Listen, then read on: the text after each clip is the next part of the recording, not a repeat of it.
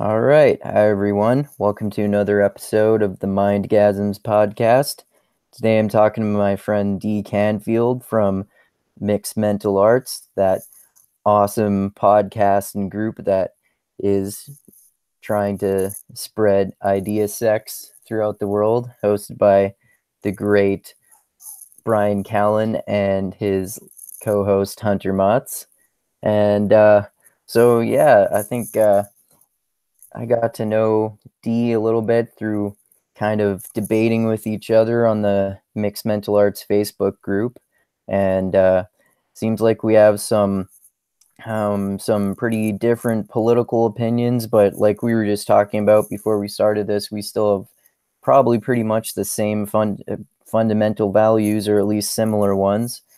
Just have different political opinions seemingly. So gonna try to talk out and sort through our differences here and see what our opinions actually are and where we agree and disagree on topics like politics and some of the really popular people in that landscape right now, like Jordan Peterson and Ben Shapiro and Thomas Sowell. So why don't you just introduce yourself a little bit there, D, and then can go from there. Sure, man. It's awesome to be here, first of all, and I'm looking forward to this because I think oftentimes I've done a couple of these before, and what ends up happening is you speak ahead of time and you kind of converse. I know we've conversed before through the forum and stuff, but not directly and not like in this kind of form, and so it's interesting to just jump into it.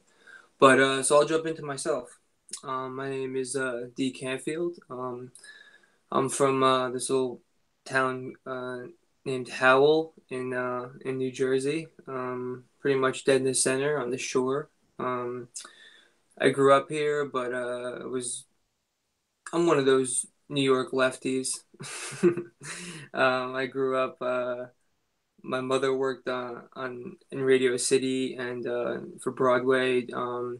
She was like a clutch seamstress, and she did costumes and wardrobe and fun stuff like that. So it was a really interesting childhood. And she also toured with Diana Ross, and she was her personal assistant for like 13 years. So I have like weird memories of like Zurich and Paris and all these weird places when I was like 2 or 3 years old, which is also fun. So it was definitely an interesting childhood. And my dad is he actually was a house painter, pretty much like my whole childhood. But he's also a Jungian psychologist, psychoanalyst, and he was a history professor too.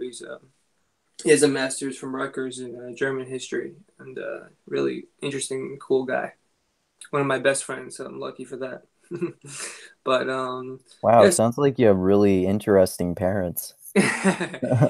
sure, yeah, interesting is the word, definitely, definitely. There, In a and good way. In a good yeah, way. I'm lucky. I'm lucky, 100%, man. I've met a lot of people along the way, and the more people that you meet, the more you realize how lucky you are. You know what I mean? So for sure. But Yeah. then I guess the story is I went to Monmouth University on the shore here in Lawton, Jersey, for economics. Um, I guess I was doing the normal rebellious kid thing where you run away from what your parents believe. So my parents were lefties and ex hippies. So I ran away from that and went to the finance world and was like, I'm gonna take that route because I didn't exactly believe in the Republican social policies, but I figured I could latch on to those economic values. And I did that. And then by the time I graduated, the whole economic world collapsed. And turns out they were right. So so that's kind of so by the time like it was to the point where I remember my senior year of college.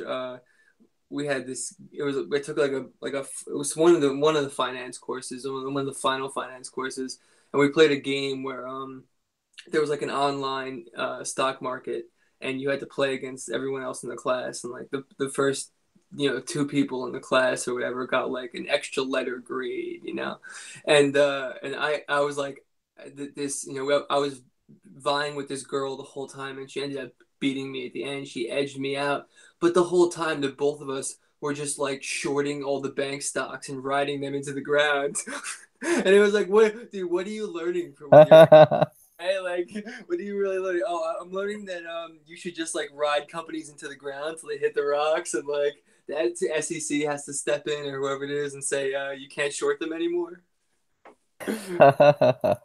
So, but yeah, so that was pretty much my schooling and all that, and now I work for a newspaper called the Nonprofit Times, and I'm the digital director there, and we write stories on charities and nonprofit sector stuff, and we do salary surveys for which is a huge, I mean, if you're a big nonprofit, you kind of need to know what the going salary rates are. So we do like big surveys for economic data and stuff. And but I really run like the website and digital side of the business. Oh, okay. That's really interesting. So you're kind of like combined your economic skills with journalism to an extent. I fell right into place, and yeah, it was lucky, but my grandfather is actually he was a famous political cartoonist in New Jersey for a long time. Oh, cool. Yeah, for like the Newark News and Star Ledger, local newspapers. But at the time it was like this. I mean, this area is right next to New York City, so you get a lot of. He got published in New York Times a lot, and so there was a lot of crossover with political cartoons.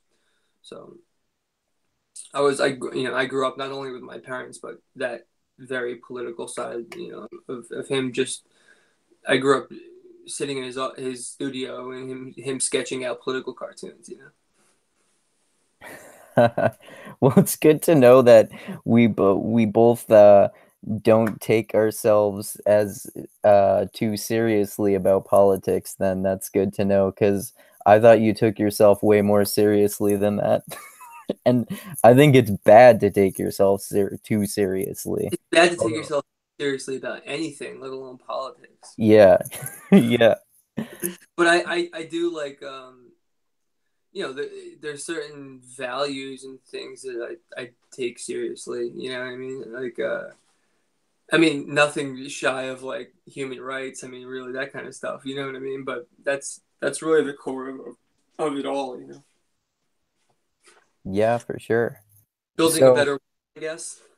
I mean, so you, so you kind of like you tried rebelling against your upbringing with like a different political worldview, but it didn't work, and you went back the other direction. Is that kind of how it all worked out in terms of your political views? yeah, because what ended up happening is because my parents were like social leftists, but don't know too much about economics and don't really care about it too much. I mean, they're artsy people and more of that side of the spectrum. And what ended up happening is I got an economic education to balance out their leftism, and then realized that there's a whole leftist side of the economic theory that they didn't know, but now that I knew it, instead of balancing out what I thought, it kind of reinforced what they were teaching me from the beginning. Okay. Yeah, that's really interesting. So that's a good segue into one of the things that you and I have talked about before, or one of the people rather, which is Thomas Sowell. And he's like I don't know what his like political view is in terms of economics necessarily, though it seems like it probably matches with his just regular political views, which are like they're more conservative. Would you say that his economic views are kind of conservative too? He's a pretty average libertarian if you're just looking at him from an economic standpoint, I would say. Okay. And what are like the main problems that you have with Thomas Sowell, would you say? It's The problem with Thomas Sowell, and it's not necessarily a problem with Thomas Sowell, but more of a problem with people who talk about Thomas Sowell and to bring him into conversation, and is that he has a really, you have to kind of have this duality where he has a really good body of work, which is on culture, and his stuff about Black society and redneck society and the connections there, and the southern. Sorry, my cat's. Stop it, bugging out, and and the connections there, and his ability to criticize his own culture is really interesting, and he takes a really like tough stance on it, and that's really it brings something important to the table. But his economic stuff, I mean, it's I mean I to me it seems ludicrous. It looks at one side of what's going on and doesn't look at a myriad of other things that are happening in front of our eyes, and pretends like they aren't there. Okay, so could you elaborate a little bit more on that? Because again, like we've talked about before, I still haven't read his books. I'm gonna finally read Black Rednecks, White Liberals because there's gonna be an MMA book club chat on it soon, but I'm not familiar at all with his economic work in particular. I've heard about a lot of his ideas on culture, like you were talking about, but I haven't heard of any about any of his work on economics before, as far as I can remember, anyway. Well, I mean, to be honest with you, he doesn't bring too much to the table that wasn't brought by the Hayek and these old school libertarians, and I mean modern libertarians that are kind of pushing the same agenda, the same free market stuff. You know, I have a lot of friends who are libertarians, and so it's in front of me a lot, and like I see the holes in it, and part of me is a libertarian. The idea that I don't want the government coming into my house. I don't want them over regulating when they don't have to. Those kind of things when they want to shut down the open internet. As soon as they want to shut down the open internet, I'm a Hayekian libertarian immediately. You know what I'm saying? It's It like sounds like we agree about those things. right, but then like you're like okay, the problem is life is nuanced, and so like I think a perfect example is the internet. People get scammed all day, every day online. You know, I've been scammed before. dude, and not just scammed like with credit cards and stuff like that, but like rebilling people and like just like all kinds of like shicey stuff. And at some point you got to say, does there need to be some regulation there? And you know, looking at the internet is a beautiful example of the problem of libertarian ideas because it's a disaster and it's not self-regulating at all, and so like if you can literally look at it and see all the holes and see what's going on and see why it needs to be regulated, but people want to pretend like everything's fine. I'm in advertising, and Google and Facebook and Amazon are eating up everything. They're eating up all the advertising revenue, and with that comes the journalism behind it. All these it's wonderful to say that like everybody can put out their own journalism and everyone can be free to write and stuff, but like people also need to like feed their kids and be able to like live while they're doing that. And if you're gonna have a free market society, that's great, but somebody needs to like to like write and to keep people um on their game, and because or else you have things like Donald Trump. you know So, yeah, actually, I haven't even thought about net neutrality in that nuanced of a way before. That's an important point that maybe perhaps there should be some regulation for things like what you were talking about too. It sounds like you actually like almost half agree with Ben Shapiro, who you intellectually shit all over all the time about it. And we should talk about Trump too at some point after that. Yeah, but like while we're on this stuff too, like I think it's interesting because you hear people like Mark Blythe, who I really like, and we're working with in on mixed martial arts, talk about cryptocurrency, and he just continues to trash Bitcoin, and like I don't, I actually like Bitcoin and I use it, but at the same time, I understand why he trashes it. He trashes it because he understands that in the future and even now, when you start closing the loopholes on rich people, they're just going to use cryptocurrency to be their next money laundering scheme. And so, like, it's wonderful to say, like, yeah, you want a free and open internet where like people can do everything anonymously, but it's like, yeah, but like, do you want people to pay any taxes at all? That's a good point. Yeah. So what do you think about Ben Shapiro's opinion on net neutrality then?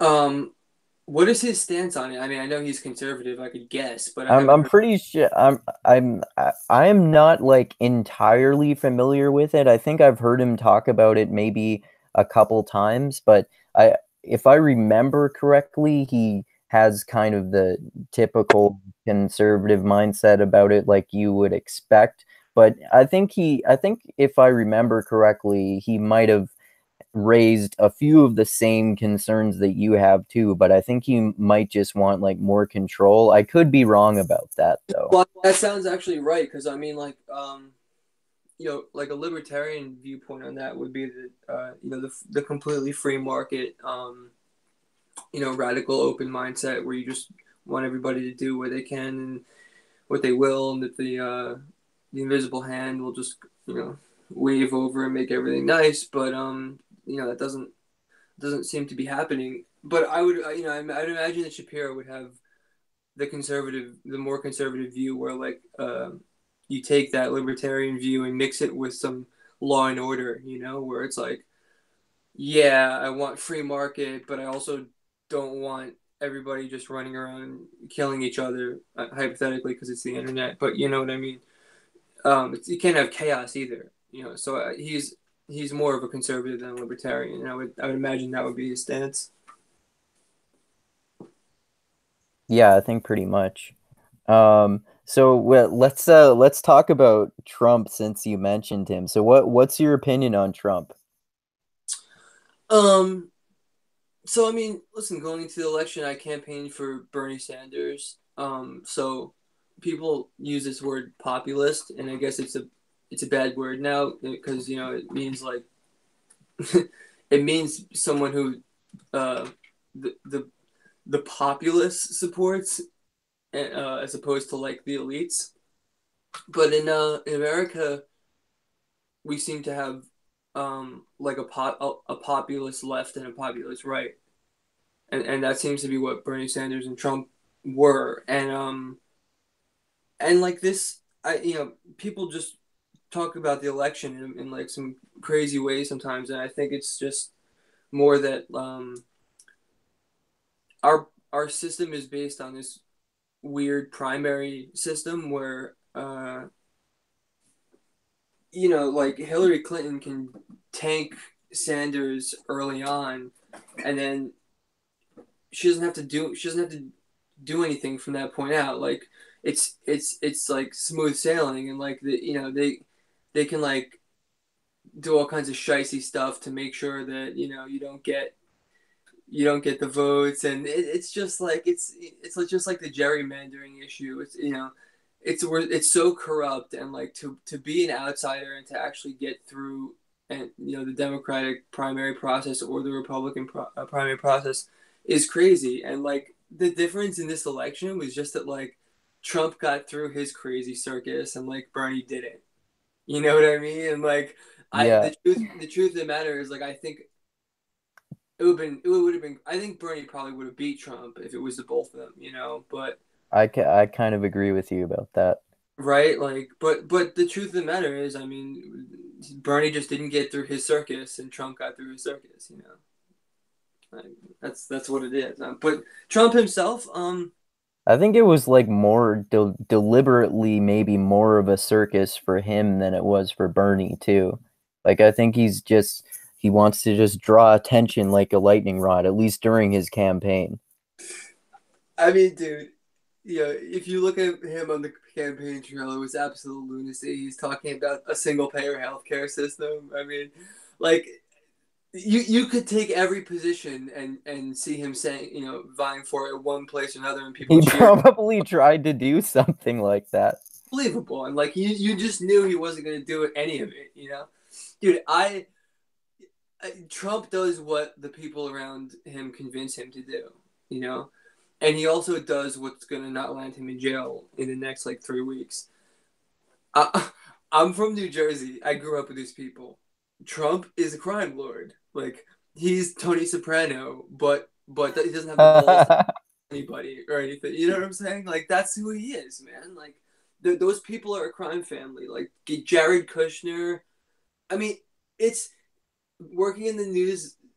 I don't know about any, and I don't know enough about any of the other people to even know like whether I agree with you or not. Jared Kushner is the Yeah, Israel connection, and it's just so crazy. Like, every day, new things come out about connections between things he's building in, either Moscow or Israel, and connections between all these money guys and his and lawyer. I mean, it's all a giant money laundering scheme that he's been doing for 20 years, and he made the mistake of becoming president and putting the spotlight on himself. And he thought he could be a dictator and just be like, yeah, whatever, and like it's not happening, and they're gonna get him. yeah. I pretty much agree with all the cons about Trump, and I think he's a scumbag and all that kind of stuff. But Yeah. at the same time, I try to understand why people support him, and I kind of feel like I understand why some people like Trump. For one set of people, maybe it's something like, they're just so conservative that they hate the liberal candidate, so Mhm. they'll just go with the liberal candidate, or they hate Hillary Clinton so much that they'll go with Trump, or they hate Bernie Sanders so much that they'll go with Trump. And then like I always like just to be devil's advocate, I often just try to point out like good things or potentially good things that he's done too. Like uh I think the other day I was talking to my brother who's like really extremely anti-Trump, and I never say I'm pro-Trump because I'm definitely not pro-Trump, but Mhm. I just like to argue with people.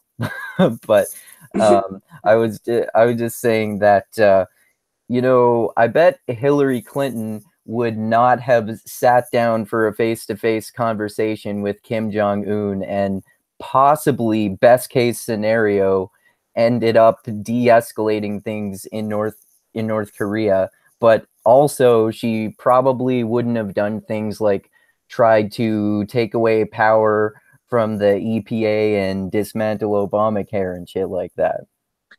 Yeah, it's certainly a double-edged sword.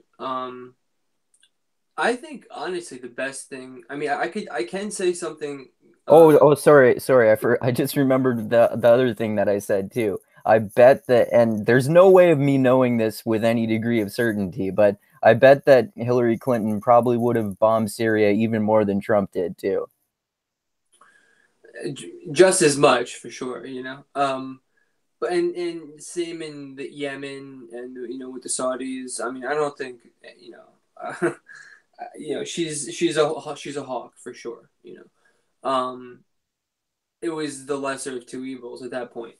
And if you were an American, I think it was an obvious choice. But I Yeah, understand. for the record though, if I were an American, I still always tell people that I would have voted for. I'm forgetting what his fucking name is. That libertarian guy who ended up like making himself look silly by not knowing what Aleppo was.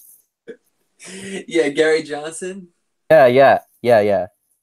Yeah, like I said, I have friends who are libertarians, so a lot of friends who voted for Gary Johnson, you know. But Yeah, I try to not be loyal to any one political ideology, but if I had to pick one, it might be libertarianism, even though like there are some aspects of socialism that I agree with, for example. So, yeah.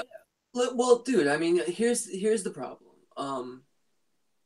I think it's nice to subscribe to an ideology, and it feels nice and cozy. You know what I mean?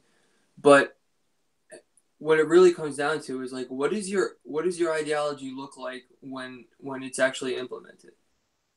You know, and not not what does it look like when it's implemented in its purest form, you know, because that's always what the conversation goes to. Like, I don't care about your purest form, it's not happening, and I don't care about mine either. Probably no one's purest form is happening. Yeah, so like, what does it look like when your ideology is pushed into the public policy and implemented onto the public? And like, the reality of the situation is like, in America at least, libertarian ideology libertarians get 0% of the vote, or like 2%, right? Gary Johnson got like what, 2% of the vote, or if he was I don't lucky. know. I heard it was really low. I don't remember what the number was. However, libertarians are some of the most influential people in this country, right? Are they? The Koch brothers fund Oh, yeah, I guess so, yeah. the Koch brothers are, I mean, they went to the most libertarian university in the country. They were raised on libertarianism. They're the most prolific libertarians in the country, and they fund universities. You know, a big scandal just broke out. I don't know if you heard about this, but George Mason University, they have the Antonin Scalia Law School, I think. Yeah, well, it turns out Antonin Scalia Law School was named that because the Koch brothers paid $10 million for the name, on top of the $40 million they gave them to staff conservative college professors. Um, Wow. there's a reason that colleges don't have conservative professors, and it's not that there's a giant liberal bias, but I'll let you figure out what it is. You think there's a libertarian bias?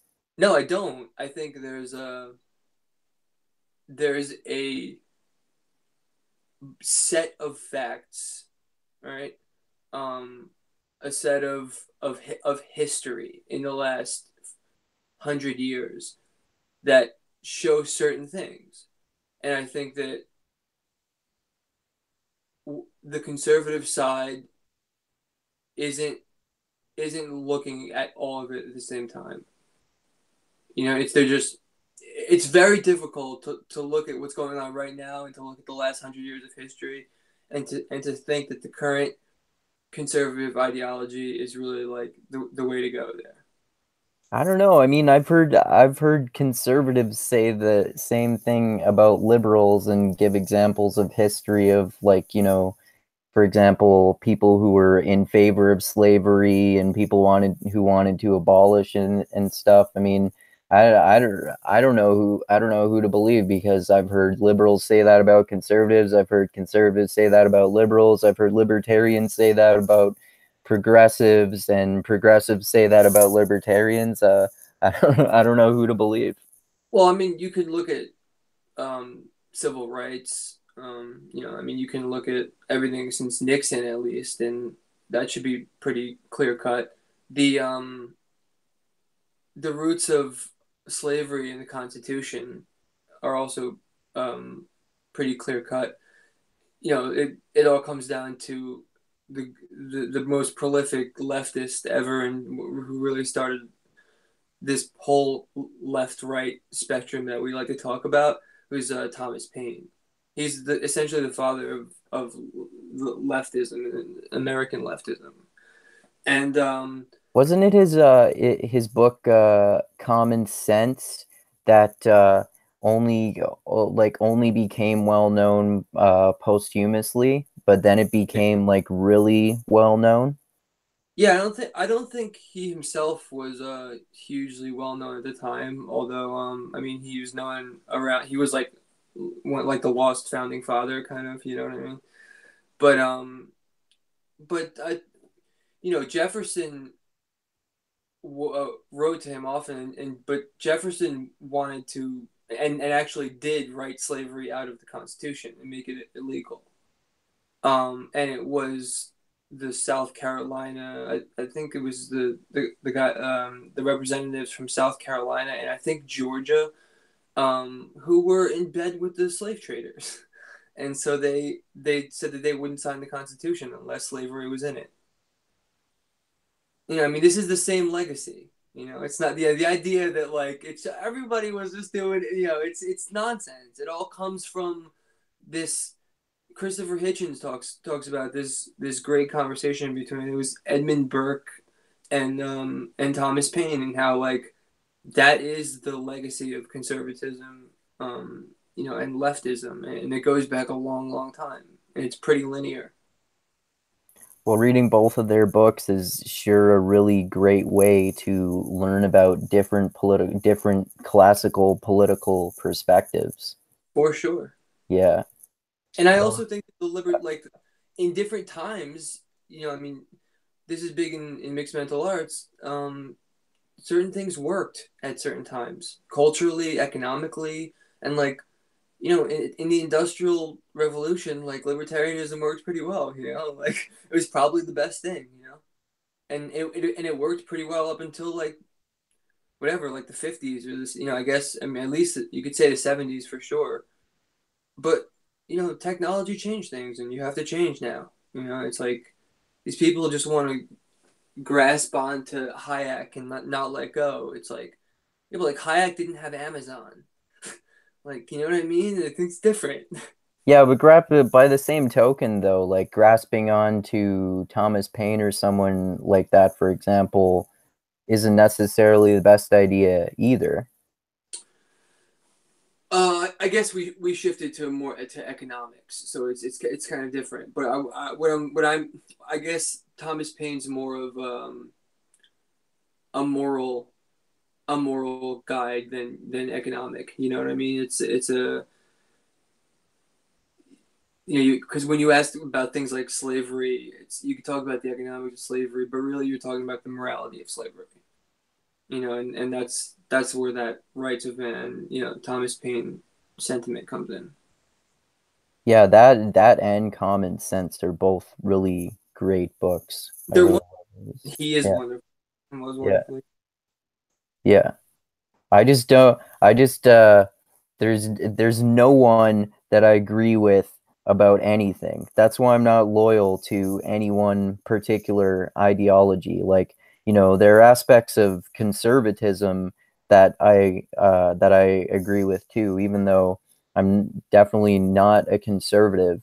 That's a that's a good segue into well, we should go back to maybe talking about Ben Shapiro a little more, because I didn't get you to give me your opinion in general on him. Oh, on Ben Shapiro, I believe me, I love talking about Ben Shapiro, so don't worry about that. I think he should have stuck to the violin when he was little. He was very good, but because Have you been stuck to being a lawyer? or that even. But Ben seems to be very angry at Arabs Yeah, he does. and Well, at angry this. sometimes, yeah. And when he's angry, uh, he gets caught with his pants down, and shows his racism and all these very ugly parts of him that I'm sure he that wouldn't want to be seen. But I mean, he's also your standard conservative in a lot of ways, and pushes that semi-Puritan agenda. But I mean, how in this age when the economic model is like the conservative economic model really doesn't hold much water anymore. I mean, this isn't. Reagan. You can see it didn't work very well. What's going on is it's boiling down to religion. I bet that's probably a piece of it. I mean, it wouldn't surprise me. It's a huge piece. Yeah.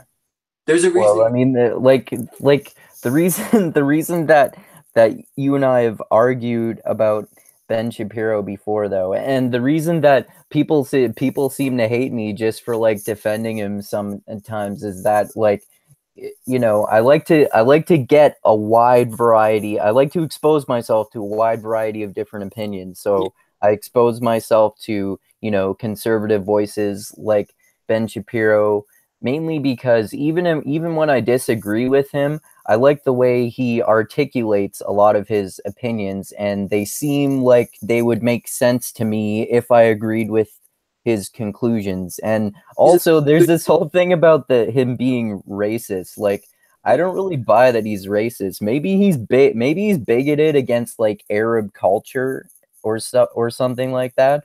But I have trouble. I've never really bought, well, maybe to an extent, but I haven't really fully bought people trying to convince me that he's racist. I also think it's kind of ridiculous to do that anyway, and, and now I just realized that I'm putting you in an awkward position by saying that no, too. you're not. You're not at all. It's just that when you say things like Arabs like to bomb crap and live in filth, um, you get branded as a racist. Yeah, well, because people think that Arab is a race.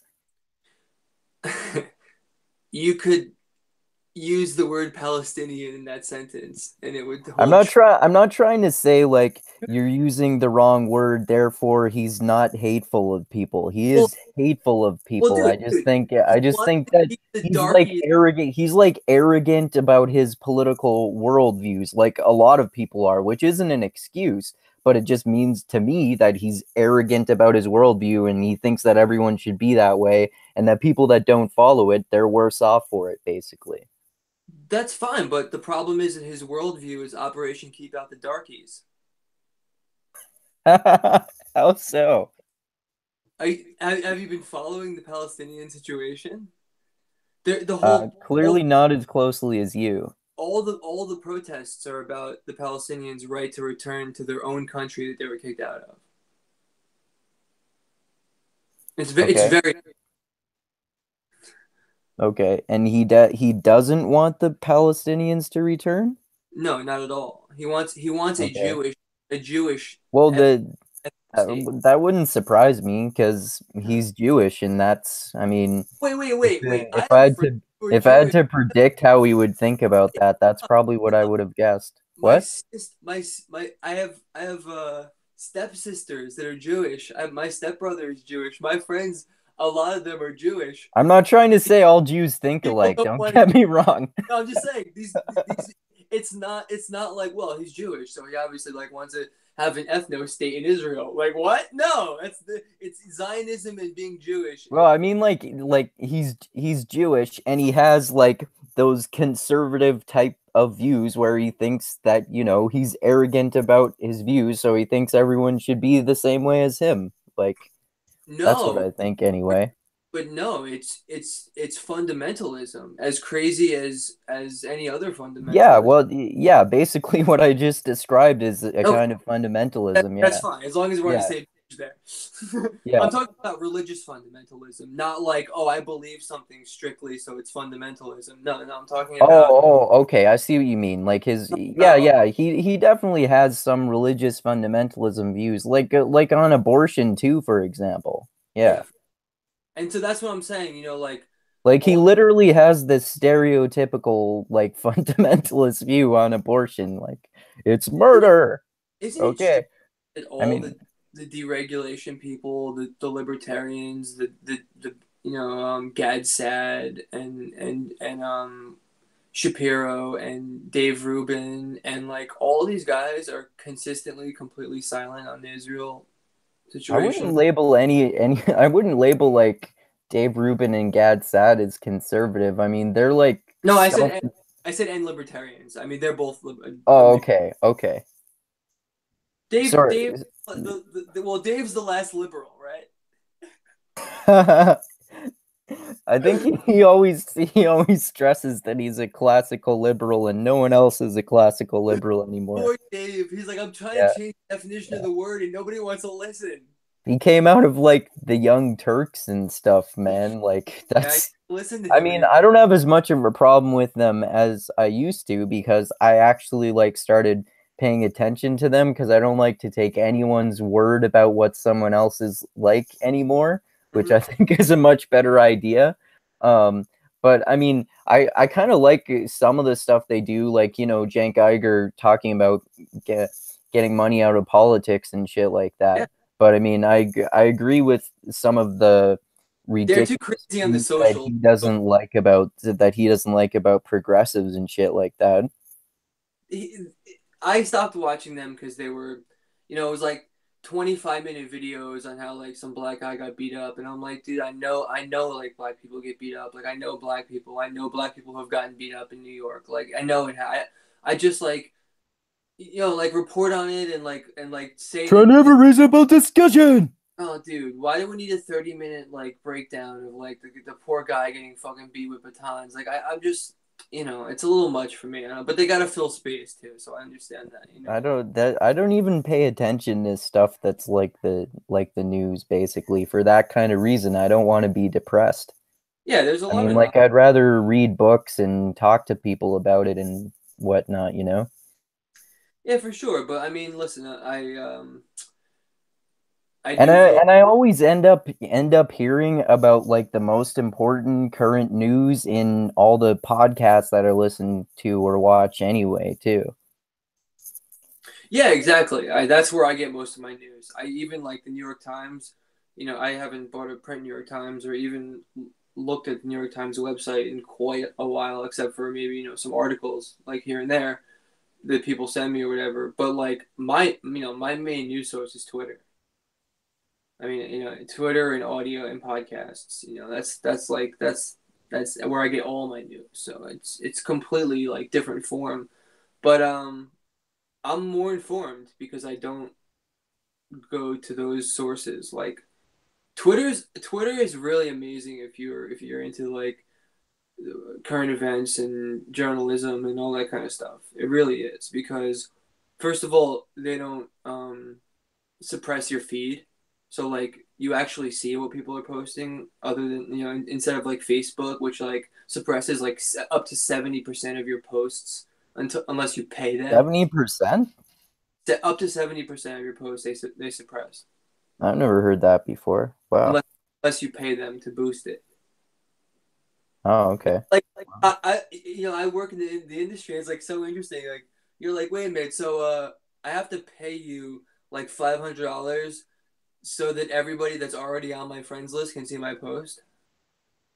Like that isn't that amazing? Like it's not even other people who are. So I can understand if like other people, you know what I'm saying? Like, it's absurd. But Yeah, I didn't know that. Yeah, I tried through Audible getting like the audio version of the New York Times for a while there, but I eventually just stopped listening to it because I just figured, okay, so some of this stuff is useful to know, but I don't need to constantly hear the latest political gossip. I'm okay with hearing that like I don't know, a couple times a week or something like that. I don't need to hear it every day, and I also don't need to hear all the finance news every day and all the global news every day and all that shit. I don't need to hear it that often. yeah, you don't. And honestly, I probably listen to like I actually do listen to that, but that's because I commute like an hour and a half to work. So it's all podcasts, all audio, and it's nice to listen to that in the morning when I'm getting ready and going to work and shit. But I have a bunch of podcasts I listen to, so I go through and I tried not to I I try to keep the news to Twitter because I know I'm gonna be running through my Twitter feed and I'm gonna see the latest news anyway. So I try not to listen to like too much news podcasts and all that stuff and like inundate myself with Trump. That's all I need. Just like you said, be fucking depressed all day. Yeah, But exactly. Sounds Yes. like we both listen to the Joe Rogan's podcast too, because your profile picture is that on Twitter. Yeah, dude, I love Joe. He's great, man. Yeah. Uh, yeah, I see him in New York. We go to like this very small comedy club, the Gotham, and he goes there like after he films specials, or he's just like working on material and bullshitting. And so it's a very laid back like set, and there's not a lot of people there, and it's cool. So we go into that like once a year or something. Oh, And that's so cool, man. it's a good spot. Yeah. Yeah, But Joe's his podcast was the first one that I started watching and listening to, and then it just fucking snowballed from there. And I'd say it's still probably my favorite one because I just love Joe Rogan. He seems like a fucking amazing guy. He really is, man. And he's the self-proclaimed, or maybe I guess he didn't say it, but the bridge between the meatheads and the potheads. Yeah, You know, exactly. Yeah. and he really does fill that role. And for me, man, like I talked to Joe once after the set, and it's like, what are you gonna say to Joe Rogan? You know what I mean? Like when you walk up to him, you gotta have an opening line or whatever. And I was just like, hey, what's up, man? I was like, I'm just, another Irish Italian jujitsu gorilla from New Jersey, because like that's how much Joe and I are the same. Like we have the same nationality. We come from the same state. Like we come from the grappling and jujitsu world, And so when I found his podcast, like you can imagine, how I identified with it. Oh, So that's so cool, man. but how many people have you talked to that said have been influenced by Joe? Oh yeah, tons, I'm sure. Like gets like what, hundreds of millions of downloads his podcast gets or something like that. Yeah, but how many Yeah. people also like have started a podcast not even because they've listened to him, but because they've listened to someone else who listened to him or whatever? It's Yeah. exp. Yeah. I mean, I probably mainly started my YouTube channel um from being inspired, I would say mainly by Joe Rogan and also by mixed mental arts. Awesome, man. Yeah, dude. I Yeah. know. I'm sure, like Hunter was inspired by and Hunter and Brian were both obviously inspired by Joe. I mean, Brian, like his podcast only it was anything because Joe told him to do it and forced him into it. I'm pretty sure, and I like wouldn't that's the be only thing surprised. Yeah. that so we're Joe So lineage. oh, sorry, go ahead. No, we're Joe Rogan lineage. I said, Yeah, yeah, for sure, man. what I mean? Yeah. Oh yeah, so the other person we were gonna talk about who's really popular in the social medias right now is the Jordan Peterson. So why why don't you tell me your opinion on him? The Peterson. Okay, so my father uh really loved this dude. Not in a sexual way, but in an intellectual way, named Northrop Frye. And you might Oh, know I've heard of him. Yeah. who because he's a Canadian. And I think he taught like in Toronto or somewhere for a long time. He pretty much never left his office. He was one of those dudes. And unfortunately, guys back then like they didn't have any videotape. There's nothing to like see their lectures or anything. There's no there was like not a lot of medium, and so like they just lectured and died, and whoever didn't see their lecture, maybe like one of their students carried on their work, but that was like the best. They wrote a book and their students carried on their work. But like no, but like Fry, at the end of his career, his students videotaped his lectures, and so you're able to like really to see what really influenced Peterson's work on the Bible and stuff like that. And Fry, like he was a literary English teacher, and he gave these amazing lectures about the Bible as literature. And like he just I mean this dude like took all the fundamentalism and was like, yeah, we'll just like put that over here, and then we'll never deal with that ever again. And it was like just all he cared about was literature. everything else is nonsense. And he was wonderful, and he explained how it related to the human psyche and how it related to I mean influenced Shakespeare and how like, all this stuff came down the line and influenced us today. And so like I got introduced to Peterson through his Bible stuff. My father loved Fry, and like that was a household name when I was growing up. So when I heard like Peterson doing this stuff, I was like, wow, that's awesome. Listen to him stuff, and I loved it. I was inundated by his work. And then like I started like listening to his other stuff, and I was like, who is this guy? Like, because the other Peterson is like a totally different person. Like he's out there pushing like old school conservative fundamentalist puritanical nonsense. Like, I mean, he might as well be trying to get people to wear scarlet letters. Who like cheated, and I mean, he's just. I mean, I was like crushed, and like, and my father was too, because I like introduced him to him. We were like talking about the lectures and stuff, and then he's like, what the hell is this? And he's like, he comes out with self help guides and stuff, which whatever. That's I'm not a hater on self help, but there's certainly a duality with Peterson, just like Sowell.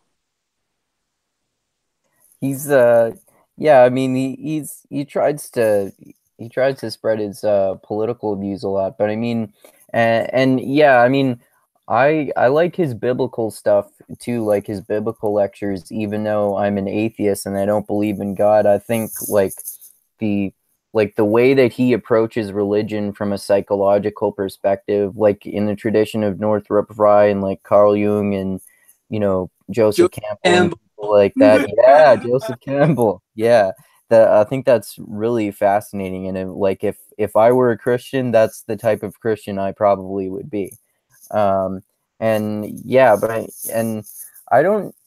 Yeah, I mean, I don't necessarily agree with some of his political views, but maybe some of them. And I mean, like I understand why he gets he gets so like sometimes he can get defensive about the social justice warriors, the evil social justice warriors. And I used to have just as much of a problem with them as he does, but I don't so much anymore, because I think that some of them are sometimes actually making good accomplishments. But I understand why he has such a problem with them, because he's had to deal with a shit ton of that kind of shit himself personally. And people still all the time are calling him like a white supremacist Nazi and all this bullshit and stuff. So I understand his anger toward them, I would Mhm. say. Yeah, I understand it too, and it's also not helping their own cause when they say outlandish things like that.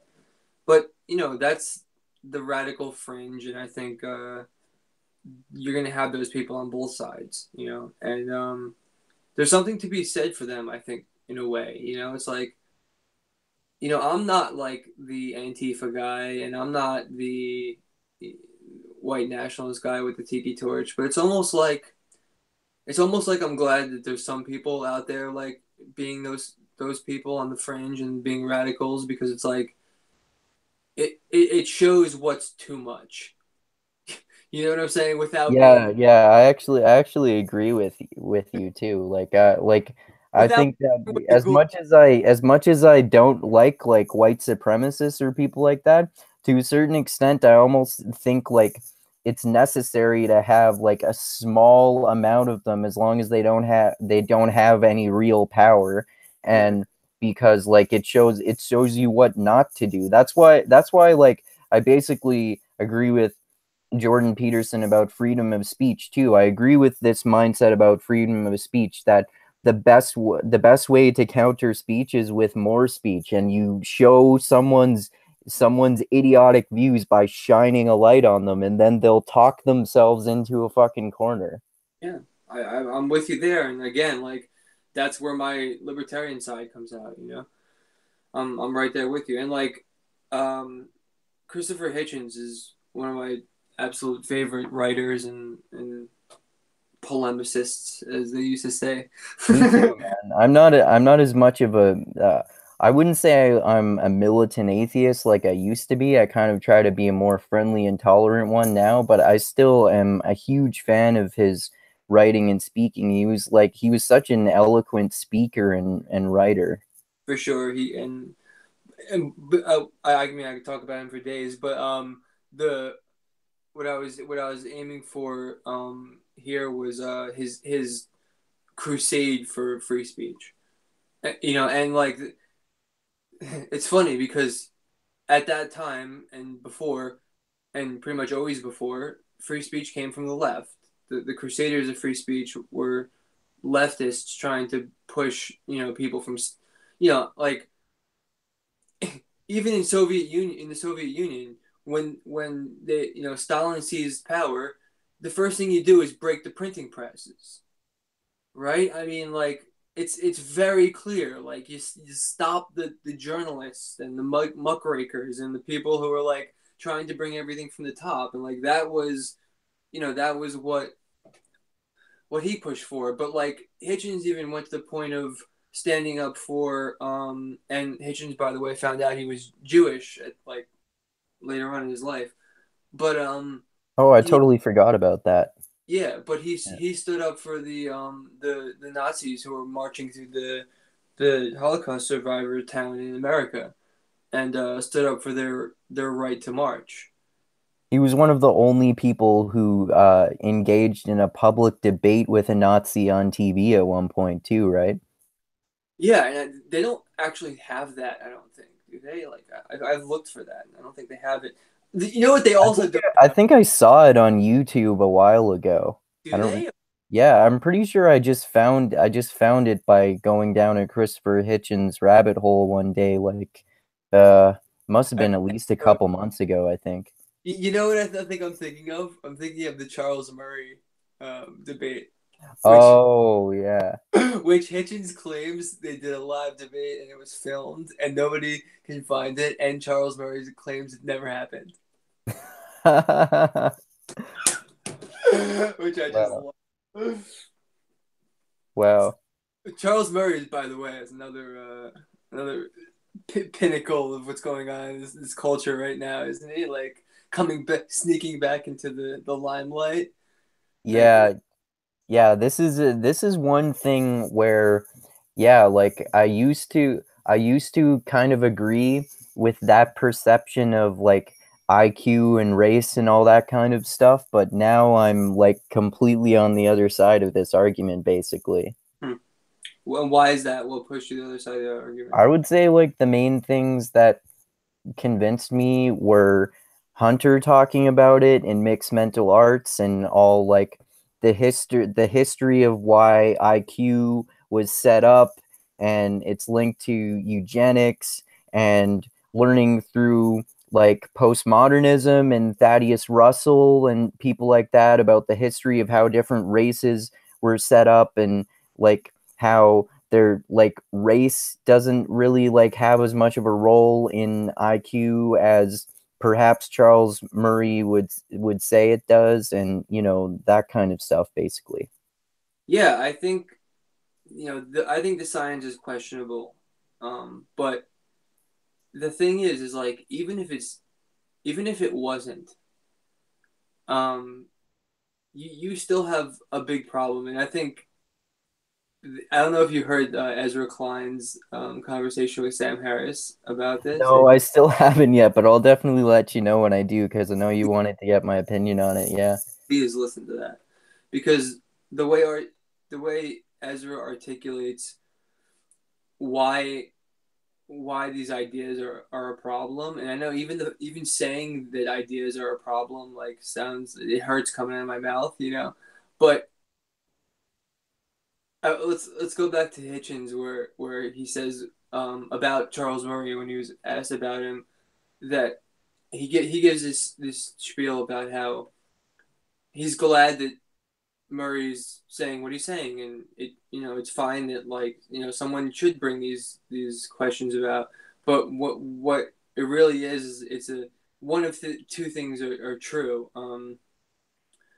Either black people aren't as smart as white people, right? Or there's an awful lot of systemic racism in America.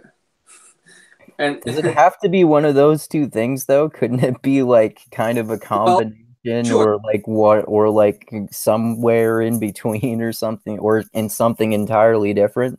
absolutely. But he ends that point with the broader point, and I think the one that's pertinent. He says that what matters is the construction of knowledge. It matters. It matters just as much what you know as how you know what you know. And when you talk about like I'm not people, sure I agree with that. What does he mean by that? it means that if you spent your whole life, as Charles Murray's done, trying to make things worse for black people in America, that matters when you come out and say that you think that genetically black people are less intelligent than white people. Do you know what I'm saying? You think he's doing this with racist intentions, though? Because I don't think he has racist intentions. I think he just is really attached to these old scientific views that don't seem as relevant as they used to be. On this subject, I wish we were talking after you listened to the Ezra Klein interview, because the way he blows up Charles Murray for what he really is amazing, because it's not just that he's like a conservative who's also obsessed with this genetic stuff. Like his next book after the bell curve was about how we could apply the fact that black people are less smart to white people to schools and public school in America. I'm So don't take this the wrong way, but I'm not sure I believe you about that. I'll have at, to look into that myself. go listen to it. Okay. I mean, I was stunned when I heard it too. But it's like what I said before. It's like, you can say, libertarians wonder, the ideology sounds wonderful, but when you apply it, what does it mean? And if it means that like kids don't go to school anymore because you like defund public education, well then your ideology is dangerous. Yeah, that's like radical libertarianism, like radical forms of any ideology like that don't pretty much don't make sense to me. That's where Charles Murray is. Charles Murray is a Betsy DeVos type conservative, like super. Okay. I mean, he's really economically libertarian, like deregulate everything, defund everything. And what Hitchens was saying was that matters when you say something like what he's saying. If he was if Charles Murray was a leftist fighting for the rights of black people and marching with Martin Luther King, you think anybody would give a shit that he's writing about genetics? Probably It's not. dude. But I mean, I don't think racism of any kind is good either though. Well, I mean, no, of course not. Yeah. I should go But without. obviously, like especially in America, there has been an enormous history of racism against black people. I'm sure as fuck not denying that. Yeah, definitely. And there still is. Yeah, What? there still seems to be, yeah. Yeah, for sure. And like, I mean, I don't really harp on the whole racism things because I mean, there's plenty of people do, and it definitely matters. But what when you take that super libertarian radical standpoint, say like you want to defund education and everything, it's like you have this conversation with people and you're like, okay, but what happens to the kids who don't go to school? And they're like, oh, well, like families will take them. And you're like, okay, but like, what if the families are like ignorant and weren't educated themselves because like they were the descendants of slaves? You know what I'm saying? And like, these questions start boiling down into really complicated things. And then like, they just don't want to talk about it, or the church is going to handle it, or, whatever. And like, so that's my concerns about all these is like you can you can push an ideology. That's fine. We're all pushing ideologies to a degree, right? Even if your ideology is a complete moderate or relativism or whatever. Like we're all pushing an ideology, but like be upfront about it. That's what really annoys me about people like Jordan Peterson. Like Jordan Peterson will tell you over and over again, like he's almost like so good at it that you have to like learn from him. Like he won't he won't posture something or like forcefully put in front of you. He'll ask you a question. And like, by asking a question like, "Oh, I was just asking a question." You know what I'm saying? But his questions are like, like what did like Do what they did birth sound like loaded questions to you? like what did birth control do to society? And you're like, okay, like yeah, well that's fine. We can like look at that, right? Well, what did birth control do to society? But like, you know, what you're really doing is trying to get society back to where it was at that point. And by doing that, you're like pushing your agenda, but I'm asking questions. You know what I'm saying? I'm just asking I'm not saying we should ban birth control. You know what I mean? I'm just asking questions. Yeah.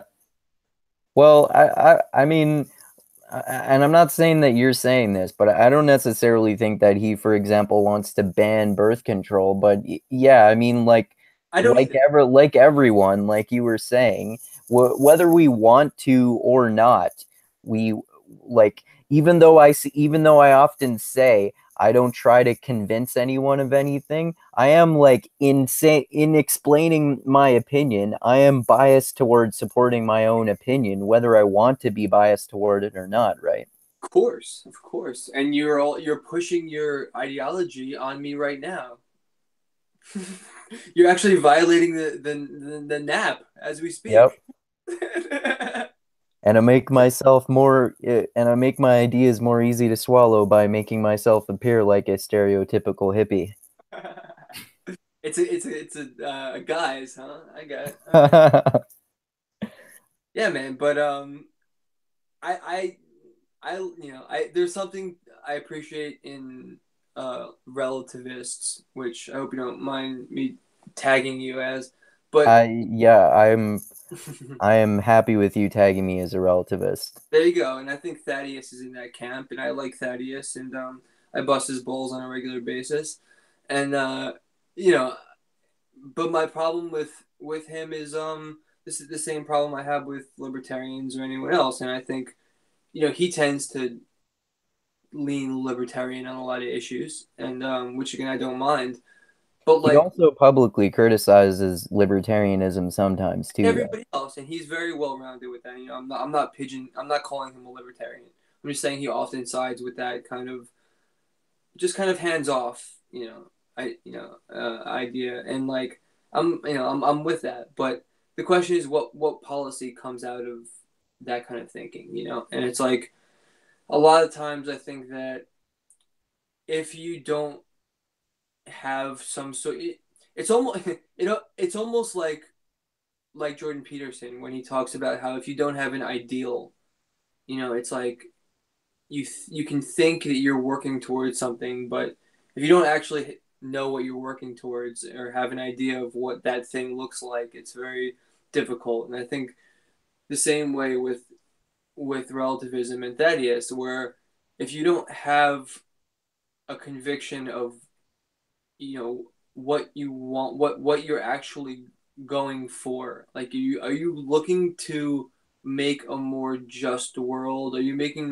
trying to make a world where people are happier, or what is the goal that you're trying to achieve? I mean, at least. Well, I think I've heard him say many times before that he wants to try to create a world, type of world that he wants to see.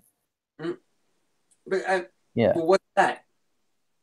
Well, I'm not sure. I Like, mean, it's tough. It's like what I don't I have from what I've I seen. I don't even have like a fully planned out specific answer to that question either. Do you?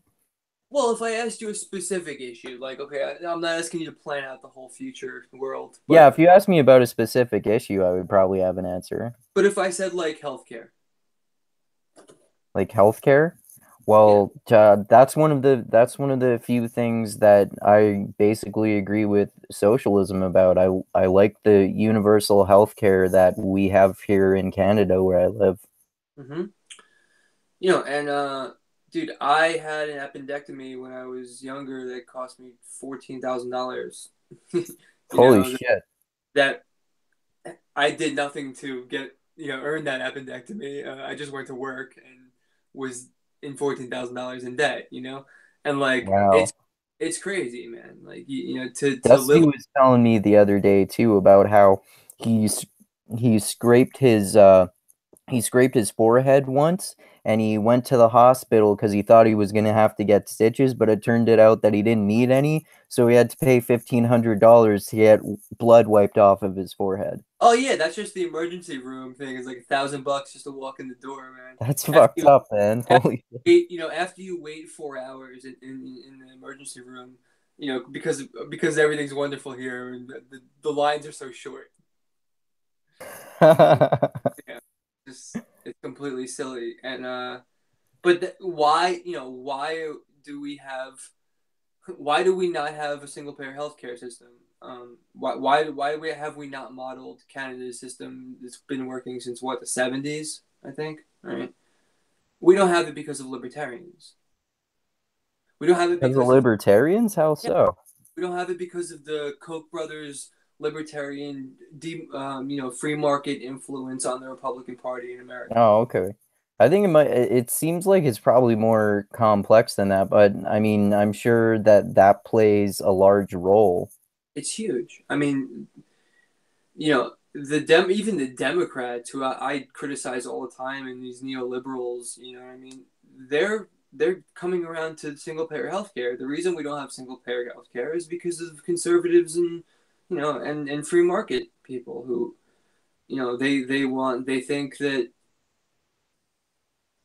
what it really comes down to is like if you are super rich, America probably has the best healthcare. You know what I mean? Like if you could just take charter jets all over the country and see the best doctors, like we have the best healthcare. And like so people they want to maintain that. And but it's like we don't care about people who can take charter jets. We care about like people who have to go to work every day. I think it was on the Mixed Mental Arts episode 334 maybe with Ganesh Sitraman.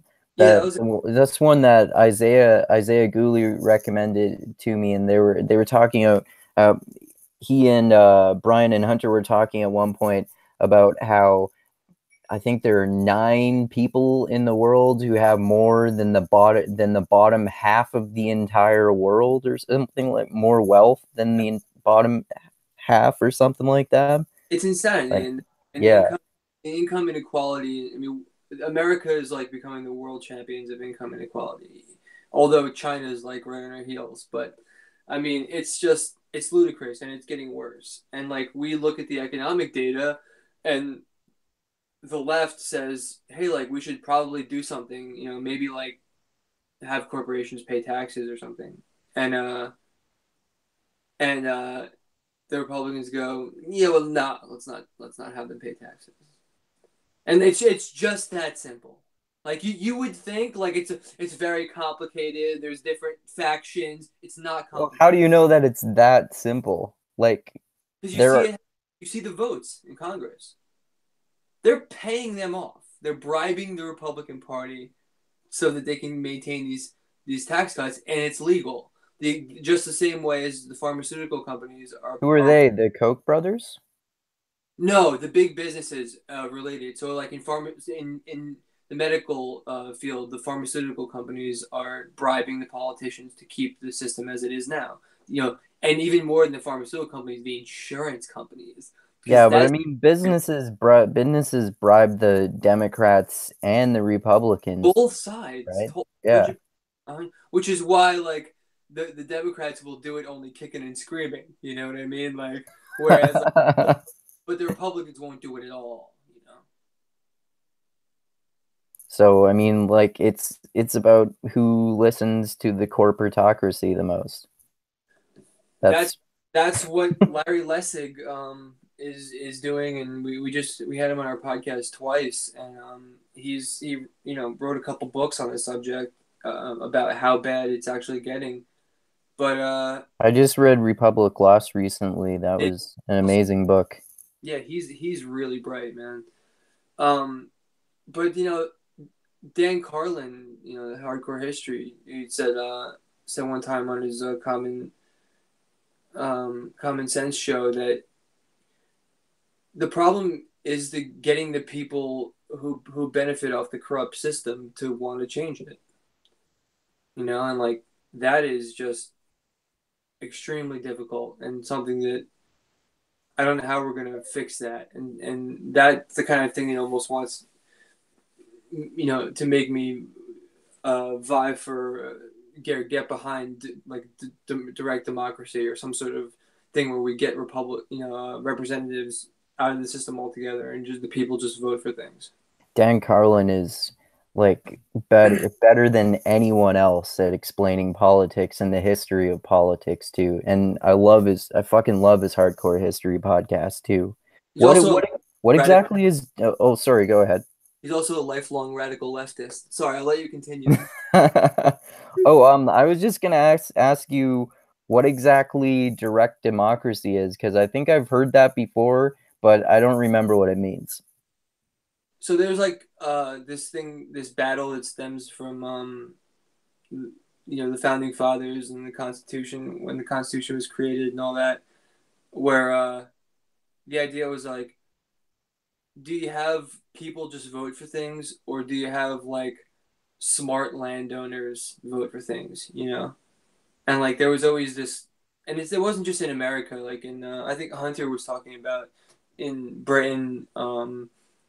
They have the House of Commons and like the House of Lords, and it's supposed to be this like this split between rich people and the common folk, and but so along those same lines, there was this idea of mob rule, and that mob rule was something that you didn't want because then it would just be like people who really weren't very intelligent running things, and because they had the numbers, each person, if everybody had the same vote, then the mob could just take over, and then they could do whatever.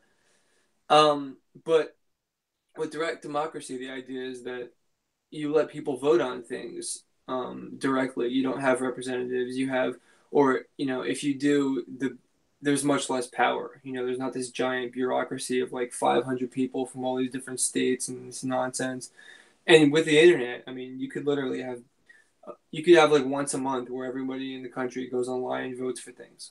I mean, we bank online. We can vote online. And Okay, this sounds familiar. I think I have heard about this before. this is the direct, yeah, that's the direct democracy idea. But what people always say when you say this is there's a common response is like, yeah, but what if everybody wants to like enslave black people or something, and they vote for that, and you're like, yeah, but like that's the whole reason we have a constitution in the first place, right? It's so like a president can't, like Donald Trump can't come in and just start saying crazy shit like we're gonna ban Muslims, and they go like, no, dude, there's like a constitution where it says that like you can't do certain things, like the there's a separation of church and state, probably the most important thing in the Constitution, right? That like that was the whole idea from the French Revolution. Like whatever happens, whatever happens, you cannot have church and state together, right? Like so that's a big thing. So we don't like violate that. We have rules, you know. Wasn't it Edmund Burke who wrote Reflections on the Revolution in France? Yeah, sure was. Yeah, that was a really interesting book. And it's interesting how Thomas Paine and Edmund Burke, they like criticize each other in their books, because that was like you were saying, back then there wasn't the internet, so that was how they could have like intellectual debates. It was Sure really was. interesting. Like Twitter back in Yeah. the day. I think Thomas Paine's, I'm gonna butcher it, but he said something. Burke wrote like a obituary of the Queen or something, and he said something like, he mourns the plumage but forgets the dying bird. So yeah, it's just a small example of the awesome back and forth, rhetoric that goes. Yeah, imagine if Twitter was like that today. It would It be was Twitter wars, so bro. much more interesting to read if people said like artistic insults to each other. Hey man, it depends who you follow, I suppose, right? Yeah, probably. In terms of what you were saying about direct democracy though, I mean, that sounds like a good idea, but I mean, I'm just not sure like how feasible it is. And I mean like you can go back to like even though I would say that democracy in general, not necessarily direct democracy, but some kind of democracy seems like probably the best sort of political system that we know of, imperfect though it is. I don't think that everywhere should have that. And I'm not saying that you are either. Um, but I mean, like even going back to Plato's The Republic, there, and I'm not saying that necessarily the Republic is the best form either, even though that is, as far as I know, the type of governmental system that you technically have there in America. But it's interesting. I like Plato and Socrates' criticisms of democracy in the Republic. I find them interesting. This is part of why, like, I I liked it, like I said, I like democracy and I like aspects of republics, but I'm not necessarily like more loyal to any one political system than any other. Oh, I mean, I I my I fight with my girlfriend all the time because she thinks I'm a nut for advocating for direct democracy, and because she Like mob rule basically is one of the problems that they point out in the republic, right? and that's what she says all the time. It's like it's mob rule, but I look back on choices, in retrospect, and that we've made in the United States politically, and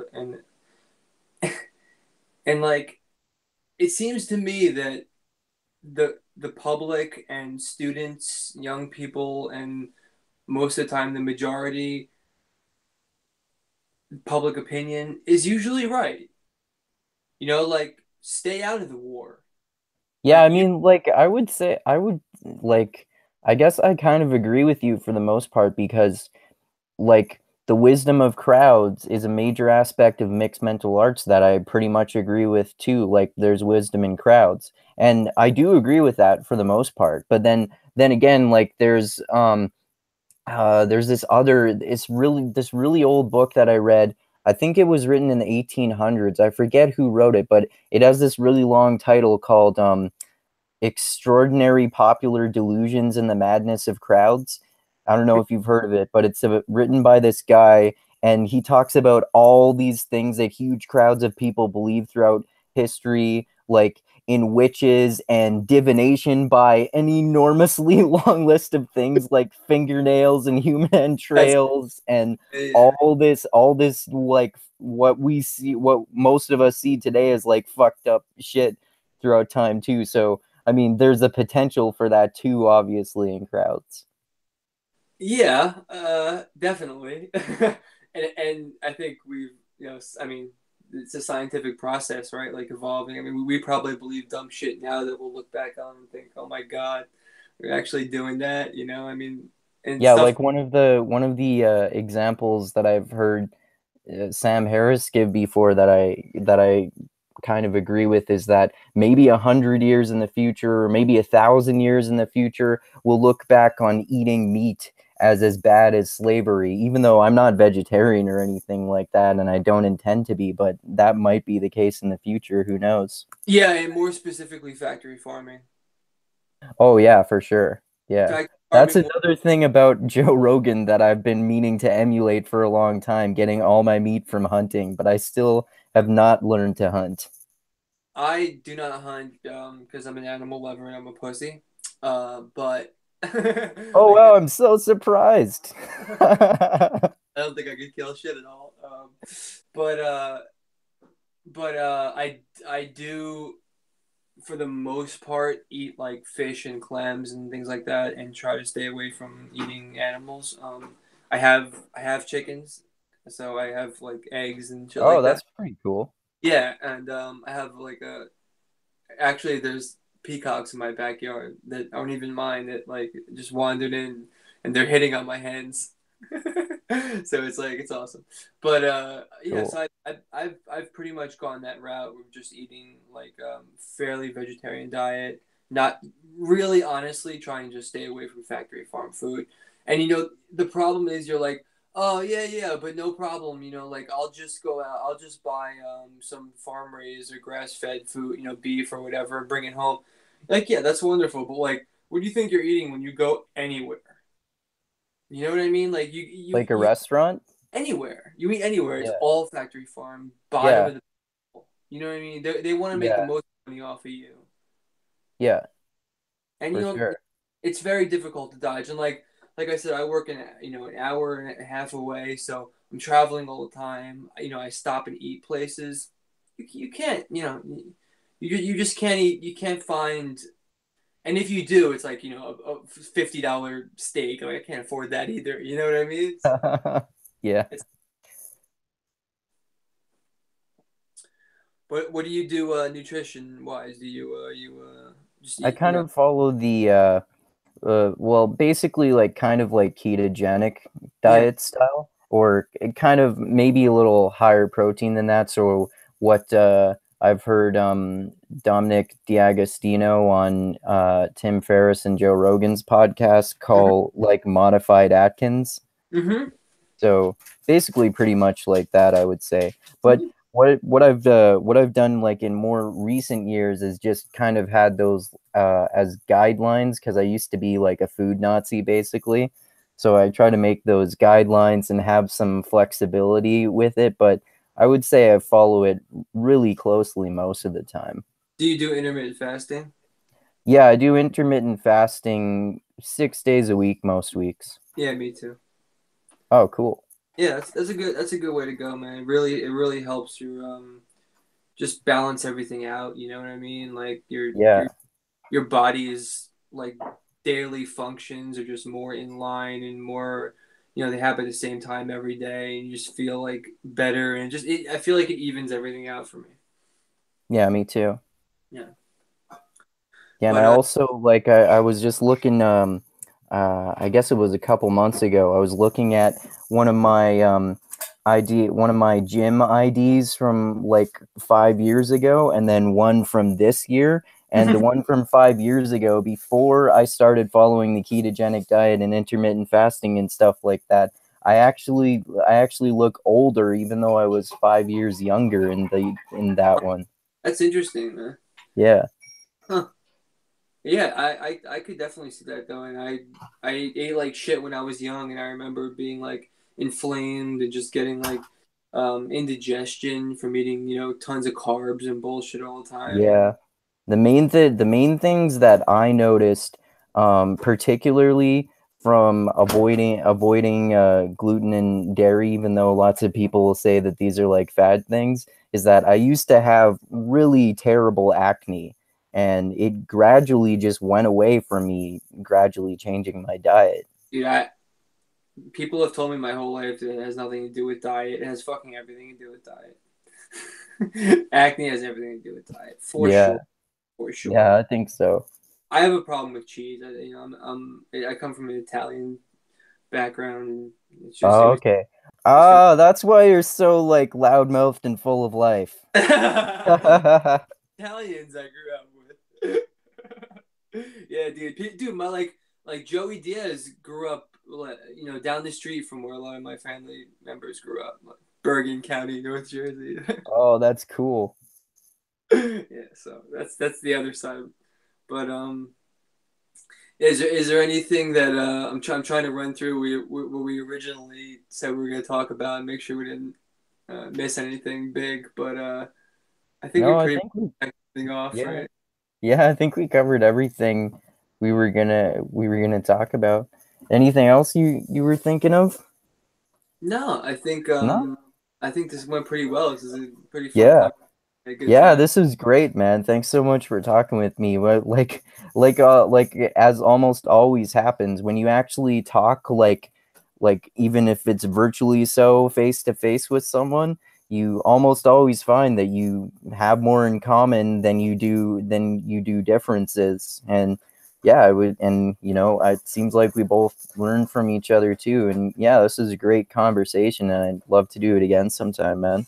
Yeah, me too. And Yeah. the long form is just it really, like you said, it draws people out, and you get more of who people really are. And I like, I mean, I know like we didn't go that long, but even like Rogan says, when you get even another step where like you get past like the 2 hour mark, and people just start breaking down into like who they really are, and Yeah. it's great. Oh, the MMA chat yesterday was the longest one yet. I think it was like almost 5 hours, Oh man. my God, was it really? Yeah. A lot That's of it was we were kind of debating with Sam's bulldog about religion, which is always fun. Yeah, well, he's a Hitchhenite when it comes to religion. So Yeah. Yeah. And again, like because we've all talked with him and he's talked with all of us, we're building relationships and finding common ground, and finding points of agreement and understanding our disagreements and all that kind of great stuff. So yeah, yeah. man, I think really like most of the time, even when I love the long form, but even on Facebook or whatever, Twitter, you can look at somebody's what they're saying, and you can see like light, even if there's a lot of like anger and emotion and nonsense. I mean, you could see where people shine and where they really do have knowledge and something to say. Yeah, yeah, definitely, for sure. And like we definitely have not joked around with each other as much on the Facebook group as we have in this conversation. Dude, I'm a jokester. I don't know, man. Yeah. I guess it doesn't shine through as much on social media, but Yeah. Oh, you me got neither. Not I'm not saying I have either. right, yeah, yeah. But you got to keep it light, man. Yeah, yeah, for sure.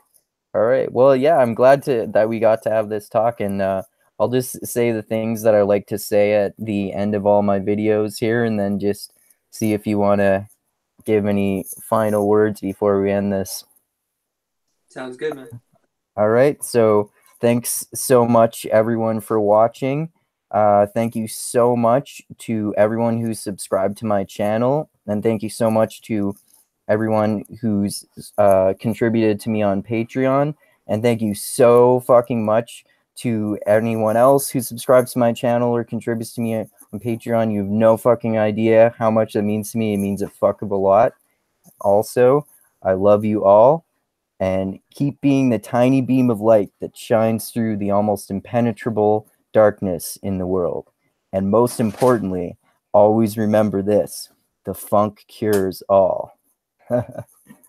All right, so anything else you want to say before we end this? D, do you have any plugs or anything there? And I can add them to the description for this video too.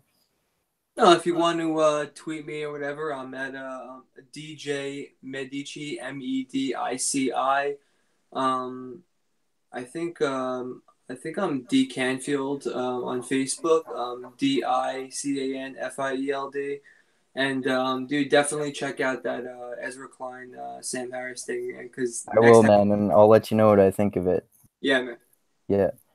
Send me your Twitter name there. I don't think I have you on Twitter yet either, and I'll post your Twitter and Facebook on the description for this video. Okay, I'm also Hunter's Pug, so. Oh, you are? The Oh, dude, I didn't know that. Dude, that's awesome. big reveal. Hunter's Pug and Sam's Bulldog should do a debate or something like that. That's definitely in the works. We gotta do that. Oh, dude, we could do that on my channel, actually. I could play moderator because I've already talked to Sam's Bulldog on my channel. We could do that sometime. Sign me up. Awesome. That would be awesome. All right. So thanks everyone for watching, and adios until next time. Ciao.